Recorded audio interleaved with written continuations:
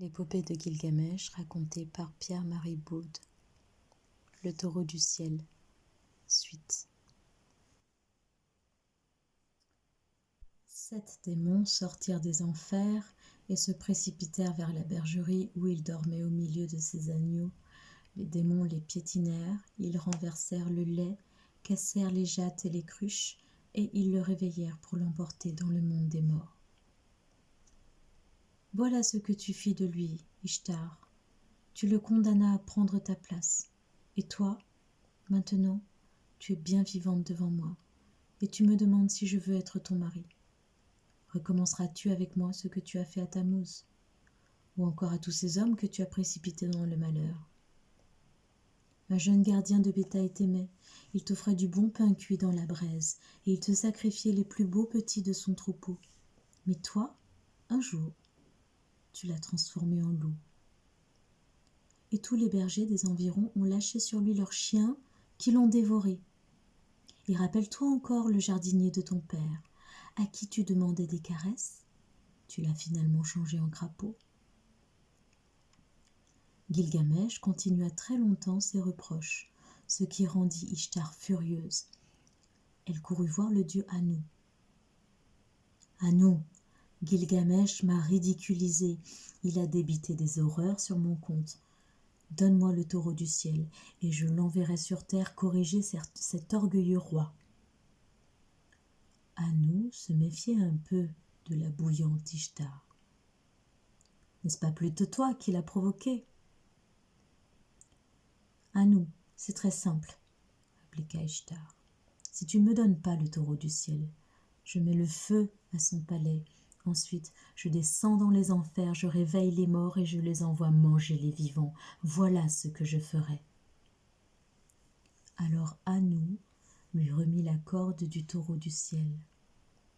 Ishtar s'éloigna avec l'énorme bête, descendit à la porte de la ville, et là, elle lui enleva sa corde. Le taureau du ciel déboula dans les rues d'Uruk, furieux, les yeux injectés de sang. Ses sabots martelaient si durement le sol qu'on croyait entendre gronder le tonnerre. De ses naseaux sortait un souffle violent qui creusait des crevasses où les gens tombaient par dizaines. Enkidu lui-même y fut précipité jusqu'à la taille. Mais il en remonta, courut se poster face au taureau et l'attrapa par les cornes. La bête furieuse le frappa de sa queue et se libéra. Gilgamesh accourut. « Mon ami, lui dit Enkidu, en unissant nos forces, nous avons tué Umbaba.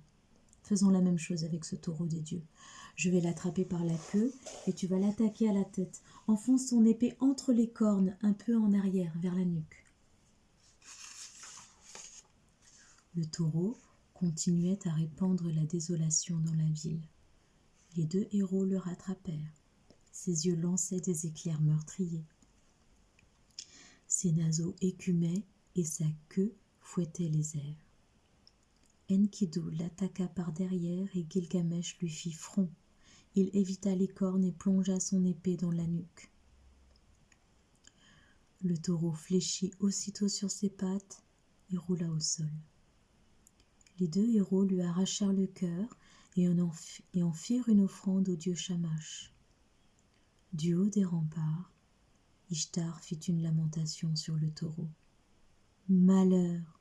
pleurait-elle. « Malheur ! Le roi d'Uruk m'a insulté, humilié, et maintenant il a tué le taureau du ciel. Malheur !»